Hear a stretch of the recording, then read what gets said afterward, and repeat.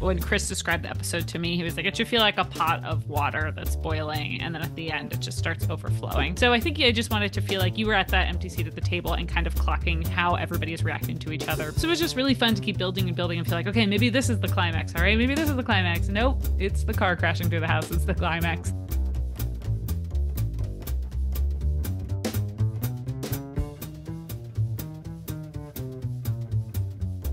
Fat. Using your fork. Yeah, I need it, Mike. Okay. I need it. Please, Mikey. Yeah? Yeah.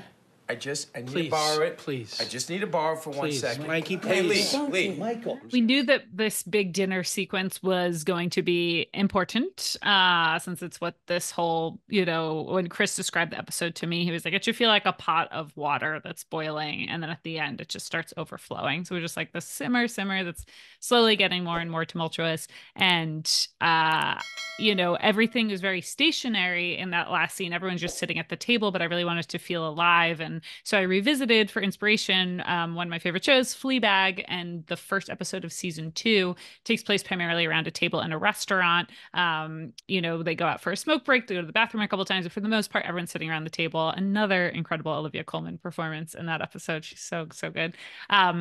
But the way that I think they kept things feeling so tense and so alive, even though everyone was stationary, is by using reaction shots. And a lot of times you're not even hearing people say their whole line.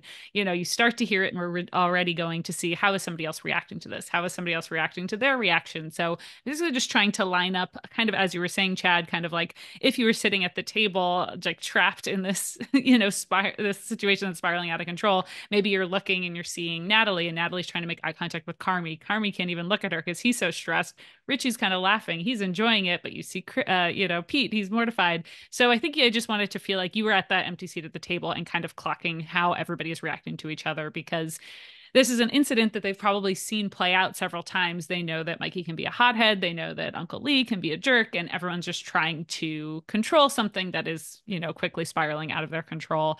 As we were putting it together, we really just wanted it to feel like quick cuts. Everyone's looking around the table. And then if we keep going in the scene, then Donna enters. And then it's like, a whole nother level of tension takes over when she's at the table as well. So it was just really fun to keep building and building and feel like, okay, maybe this is the climax. All right, maybe this is the climax. Nope, it's the car crashing through the house. It's the climax. So just continuing to kind of like amp that up every step of the way. Come on, dude.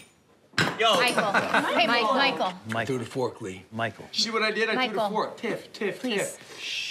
Hey, Cousin, no, you're scaring the normals. This is fine. This is nothing. It's nothing. Something that's so fun about that episode is that Carmy and Richie almost become background characters.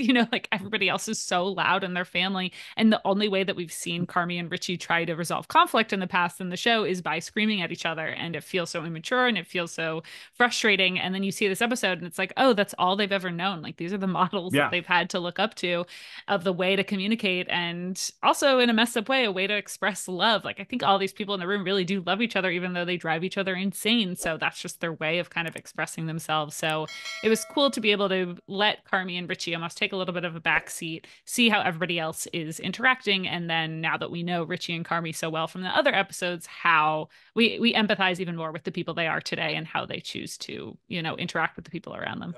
Rich? Hey, look, here's the thing. You see, I can throw forks, because this is our father's house, Mike, right? Rich, Lee. My father's house. We have liftoff.